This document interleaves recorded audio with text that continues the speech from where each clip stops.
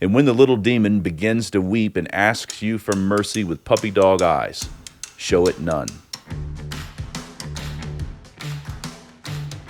Those outside of God's covenant love are doomed to go on from bad to worse. Like Nineveh, they don't know their right hand from their left. All is dark for them, seeing they don't know the Father of lights. But even more significant than the fact that they cannot see their sin is the truth that they don't want to. They're afraid. Sin is a monster. It is a cancer, and man doesn't want the diagnosis. But when Christ comes to a man and wakes him up from death, that man has eyes to see, and not only eyes to see, but he has the freedom and courage to look his remaining sin in the eye. He knows, by faith he knows, that sin will not have dominion over him.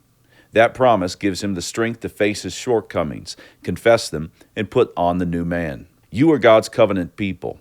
When you fall, the Lord shall be light to you. When you fall, you shall rise. So look your sin square in the face and tell it not to rejoice over you. Then hunt it down. Find your laziness, your attitude that smells like molding cheese in the back of the refrigerator. Track down your pride and that yearning for the admiration of other men.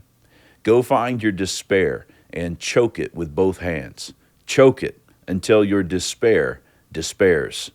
And when the little demon begins to weep and asks you for mercy with puppy dog eyes, show it none. You can't hunt down and kill sin by the flesh. That work can only be done by the Spirit. And we are those who have received that Spirit. And He is not a spirit of fear, but of power, love, and a sound mind. Michael Foster's new documentary, It's Good to Be a Man, A Map to Manhood, is now exclusively on Canon+.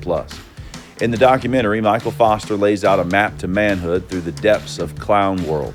Men don't know how to be a man anymore. Some are comfortable being effeminate, but many are looking for guides. They get angry because they won't be able to have what their fathers and grandfathers had. That rage is not going to fix anything. Yes, you got a bad deal, and these things aren't all your fault, but you're still responsible for your response to the time that God has put you in. Consider this documentary as the next step to take. It's your job to stop being a victim, even if you're being victimized. Watch now at mycanonplus.com.